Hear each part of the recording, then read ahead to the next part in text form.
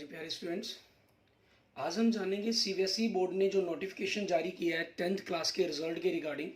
ठीक है, ये किस प्रकार से रिजल्ट बोर्ड तैयार करेगा आपका और किस प्रकार से आपके जो मार्क्स हैं वो बनाए जाएंगे। आप जानते हैं जैसे आपका जो पेपर है वो 80 मार्क्स का आपका एक्सटर्नल एग्ज़ाम होता है। ठीक है, और 20 मार्क्स की आपकी इंटरनल असेसमेंट आपकी भेजी जाती है बोर्ड को, और टोटल आपके इस प्रकार से 100 में से आपके मार्क्स लगाए जाते हैं। ठीक है, और यही सीबीएसई बोर्ड की तरह हरियाणा बोर्ड की अगर हम बात करें, ठीक है, इसके अंदर भी सेम यही मैटर रहता है आपका।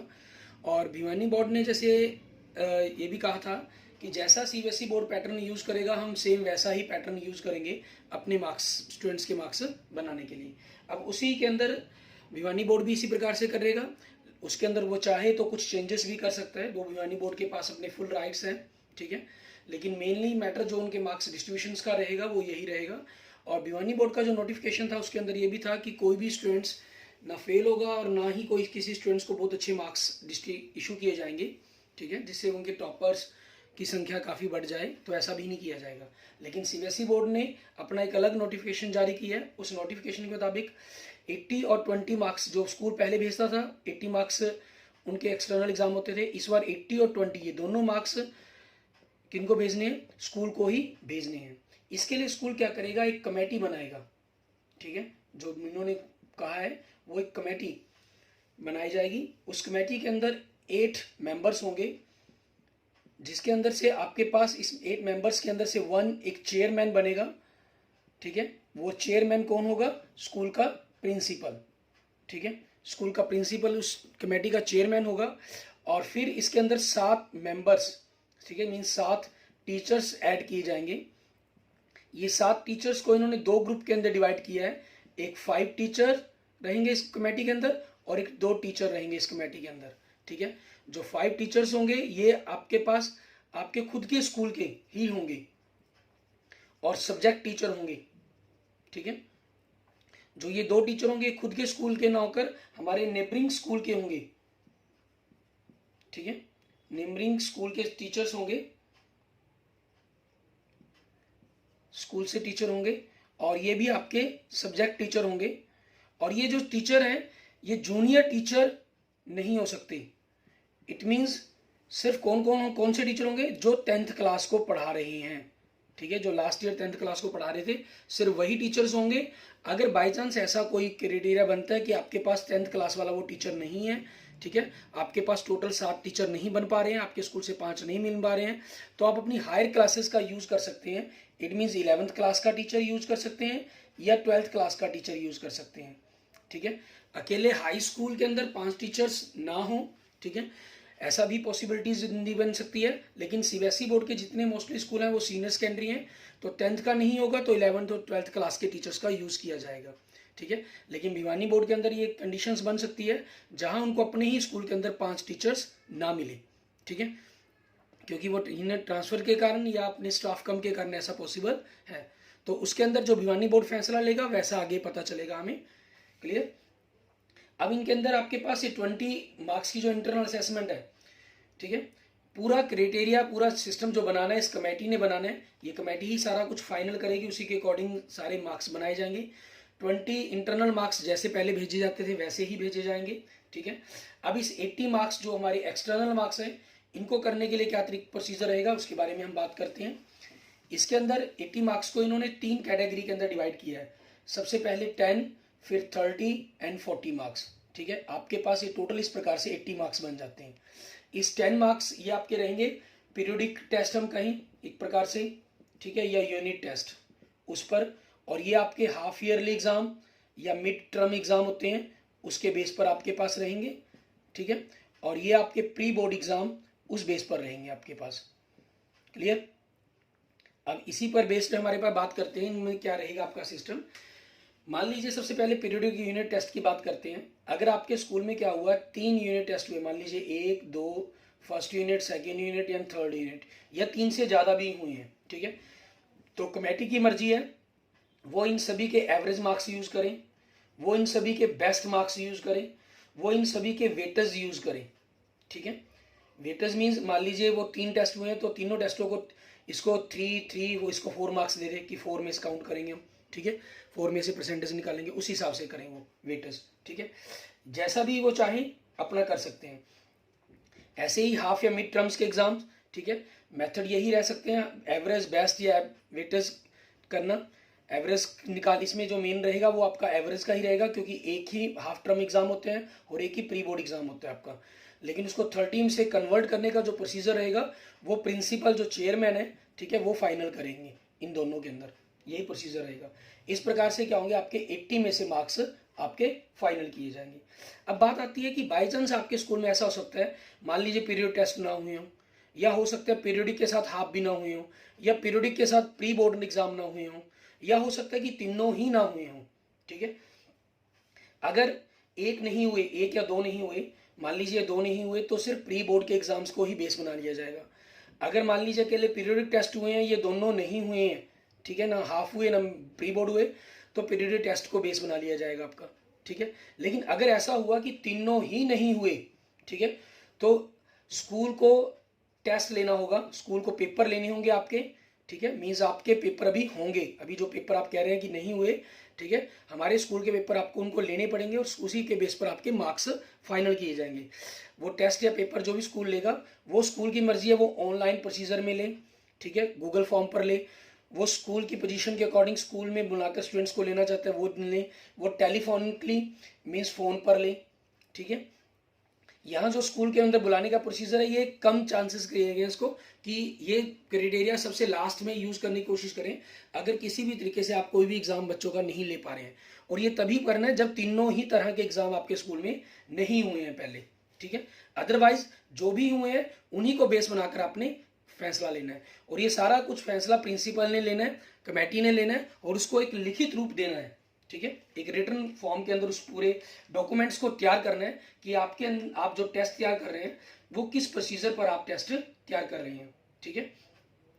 और कैसे, अगर तीनों नहीं हुए हैं, ठीक है, फिर वो कैसे चैलेंज आपने लिया है, ठीक है, किस प्रकार से आप उस डिसीजन को बनाएंगे, ठीक है, तो वो उस चीज़ के अकॉर्डिंग आपको फैसला होगा।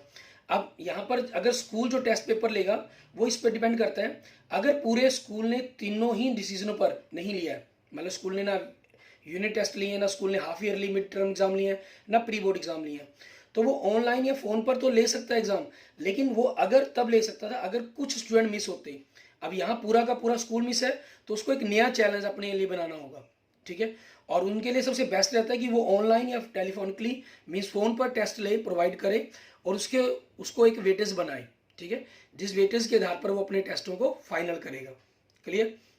लेकिन ये चैलेंज है, एक सोल्यूशन है, लेकिन उसका ये बोर्ड के द्वारा फाइनल नहीं किया गया कि आप यही करेंगे, ये सिर्फ एक चैलेंज जो प्रिंसिपल कमेटी आगे आएगा उसको सॉल्व करने का एक प्रोसीजर बताया गया आपको, ठीक है। अब अगर बच्चे ने, स्टूडेंट ने मिस किया टेस्ट, एक मिस किया या दो मिस किए या तीनों मिस किए, एक दो मिस किए, तो वही दूसरे टेस्टों को बेस बनाकर उनके मार्क्स तैयार किए जाएंगे। और अगर उसने सारे के सारे मिस कर दिए हैं, ठीक है, तो फिर वही उसका ऑनलाइन या फ़ोन पर टेस्ट लेना होगा। यहाँ बोर्ड ने उनको परमिशन दी है इस चीज़ के लिए स्पेशली, ठीक है, कि वो टेस्ट ले सकते हैं उस चीज़ का। क्लियर। और उसके बाद बात करते हैं, अगर अब स्कूल का जो रिजल्ट्स है, ओवरऑल सिस्टम क्या रहेगा, किस प्रकार से रहेगा। मान लीजिए इन मार्क्स को करने के बाद, ठीक है, कोई फेल या कंपार्टमेंट आती है किसी स्टूडेंट्स की, ठीक है, चांसेस वैसे मोस्टली कम ही हैं, ठीक है, फिर भी अगर फेल या कंपार्टमेंट आती है तो उसके लिए क्या रहेगा, वो 11th क्लास अपनी अटेंड कर सकता है, और उस कंपार्टमेंट के जो पेपर हैं, ठीक है, वो स्कूल ही लेगा, ठीक है, वो स्कूल अपने लेवल पर लेगा, और उसका जो रिजल्ट है वो बाद में बोर्ड के पास भेजेगा, ठीक है ना, बोर्ड को इशू करेगा आफ्टर दैट। और अब इसके लिए बोर्ड ने एक स्टैंडर्ड असेसमेंट स्टैंडर्डाइजेशन भी तैयार किया है, हम यूँ कह सकते हैं, ठीक है। उसने बोर्ड ने एक स्टैंडर्डाइज असेसमेंट प्रोसीजर तैयार किया है कि किस प्रकार से इसको तैयार करना है, उस पूरी असेसमेंट को स्टैंडर्ड असेसमेंट प्रोसीजर तैयार किया है, हम कह सकते हैं प्रकार से। सबसे पहली बात उसकी हिस्टोरिकल परफॉर्मेंस देखी जाएगी, ठीक है, कि हिस्टोरिकल परफॉर्मेंस क्या है। मान लीजिए अब आपका जो रिजल्ट बनना है वो 20-21 के सेशन का बनना है, तो पिछले 3 सेशन मीन्स 19-20, 18-19 और 17-18 का आपका रिजल्ट बनाना है। मान लीजिए 17-18 के अंदर आपका रिजल्ट 90% था, 18-19 के अंदर आपका रिजल्ट 100% था, 19-20 के अंदर आपका रिजल्ट 96% था। तो बेस्ट इसमें से क्या है? 100%। मीन्स आप अपने स्कूल का रिजल्ट जो शो करेंगे वो 100% आप यूज शो कर सकते हैं। ठीक है, अब इसके अंदर आपके पास 100% हो गया। और दूसरा, अब मार्क्स का क्या रहेगा? ठीक है, मीन्स उसने एक मॉडराइजेशन आइडिया भी तैयार किया है, बोर्ड ने बताया है। वो क्या कहा गया उस मॉडराइजेशन आइडिया के अंदर कि किस प्रकार से आपको जो मार्क्स रहेंगे। मान लेते हैं आपके जो सब्जेक्ट है, मैथ है, साइंस है, हिंदी है, इंग्लिश है, एसएस है, ठीक है, सोशल साइंस है। इसके अंदर मान लीजिए जो पहले तीनों सालों की एवरेज मार्क्स जो बेस्ट निकली है आपके पास, मान लीजिए मैथ में 83 निकली है, एसएस में 84 निकली है, हिंदी में 97 है, ठीक है, इंग्लिश में 94 आई है, एसएस में 93 आई है। तो बोर्ड ने एक +-2 की रेंज तैयार कर दी है। मीन्स इसके अंदर जो मैथ के एवरेज मार्क्स इस बार आएंगे वो 83 से 85 तक हो सकते हैं, इसमें 82 से 86 तक। हिंदी के जो एवरेज मार्क्स होंगे वो 95 से लेकर 99 तक, इंग्लिश के जो एवरेज मार्क्स होंगे वो 92 से लेकर 96 तक, और एसएस के जो एवरेज मार्क्स होंगे वो 91 से लेकर 95 तक होंगे। ठीक है, मीन्स इससे ज़्यादा मार्क्स ना 95 से ज़्यादा जा सकते हैं, ना 95 से कम जाने चाहिए। ठीक है, ये उन्होंने एक एवरेज मार्क्स की डिस्ट्रीब्यूशन बना दी है कि जिन जिन स्टूडेंट्स के आपको मार्क्स तैयार करने हैं। और अगर बाई चांस मान लीजिए किसी स्कूल को खुले हुए 2 साल हुए हैं या 1 साल हुआ है या न्यू बैच है, ठीक है, मीन्स फर्स्ट बैच था, तो 2 साल है तो 2 साल के अंदर से बेस्ट चुन लेंगे, 1 साल है तो उसी को यूज कर लेंगे। ठीक है, वही आपका बेस्ट हो जाएगा। अगर न्यू बैच है तो बोर्ड क्या करेगा, आपको डाटा प्रोवाइड करेगा। ठीक है, बोर्ड आपको डाटा प्रोवाइड करेगा। वो डाटा किस प्रकार से बेस प्रोवाइड करेगा, जैसा आपका स्कूल है। मान लीजिए अगर आपका केवी स्कूल है तो केवी स्कूल का, अगर आपका प्राइवेट स्कूल है तो प्राइवेट स्कूल का, अगर आपका गवर्नमेंट स्कूल है तो गवर्नमेंट स्कूल का। ठीक है, इस प्रकार से बोर्ड आपको क्या करेगा, सीबीएसई बोर्ड वो आपको डाटा प्रोवाइड करेगा। क्लियर। इसके बाद बात हम करते हैं कुछ इंपॉर्टेंट डेट्स की। ठीक है, जिन पर बात मेन करनी हमारे लिए सबसे ज़्यादा जरूरी है, जो आपके लिए सबसे ज़्यादा इंपॉर्टेंट है, जिनको आप जानना चाहते हैं। सबसे पहले 5 मई तक आपको कमेटी बनानी है। ठीक है, और 5 मई तक एक प्रोविजन सब्जेक्ट वाइज प्रोसीजर तैयार करना है आपको। क्लियर। उसके बाद हम बात करेंगे 10 मई तक आपको अपने डॉक्यूमेंट्स तैयार करने हैं, ये कमेटी बनानी है, और यहाँ तक 10 मई तक आपको अपने डॉक्यूमेंट्स तैयार करने हैं। ठीक है, और 15 मई तक आपको अगर कोई कंडक्ट करना है एग्जाम को, ठीक है, कंडक्ट करने हैं टेस्ट, तो वो आप कंडक्ट कर लेंगे। ठीक है, और 25 मई तक आपका फाइनलाइजेशन हो जाना चाहिए रिजल्ट्स का। ठीक है, और 28 मई तक जो स्कूल है वो उसको चेक कर लेगा। ठीक है, उसको मॉडिफाई करना है, जो भी कुछ करना है वो कर लेगा। उसके बाद जो आपके पास 5 जून तक, ठीक है, इसे अपलोड कर दिया जाएगा बोर्ड की वेबसाइट पर। ठीक है, और 11 जून तक बोर्ड को ये एक्सटर्नल के लिए अपलोड करने हैं, एक्सटर्नल मार्क्स, और अपलोड कर देने हैं उसने इंटरनल असेसमेंट के मार्क्स, स्कूल अपलोड करेगा 11 जून तक। उसके बाद जो मेन इंपॉर्टेंट डेट है आपकी 20 जून 2021 को सीबीएसई बोर्ड अपना रिजल्ट अनाउंस कर देगा। ठीक है, okay okay, thank you friends, thank you students. आप इसको अपने दूसरे फ्रेंड्स के साथ जरूर शेयर करें, ताकि सभी जो 10th क्लास के स्टूडेंट्स हैं, जो इस दिक्कत में है कि हमारे मार्क्स कितने आएंगे, हमारे रिजल्ट्स क्या रहेंगे, ठीक है, उसके बारे में उनको पता चले। ठीक है, वो जान पाएँ कि किस प्रकार से उनके जो 10th के मार्क्स हैं इस सेशन 2020-21, ठीक है, कि जो उनके मार्क्स हैं उनकी मार्कशीट पर किस प्रकार से शो किए जाएंगे, उनके बारे में उनको जानकारी मिल सके। ठीक है, और किसी भी प्रकार की कोई क्वेश्चन हो आपका तो उसको आप मुझे कमेंट बॉक्स में कमेंट कर सकते हैं, उसके बारे में मुझसे जानकारी मांग सकते हैं। जितनी भी हमें इस नोटिफिकेशन के रिगार्डिंग इन्फॉर्मेशन होगी मैं आप लोगों के साथ इसको शेयर कर दूंगा, बता दूंगा आपको। ठीक है, और नहीं बाकी धीरे धीरे आपको सीबीएसई बोर्ड के नोटिफिकेशन आते चले जाएंगे, वहाँ से आपको इन्फॉर्मेशन मिलती रहेगी।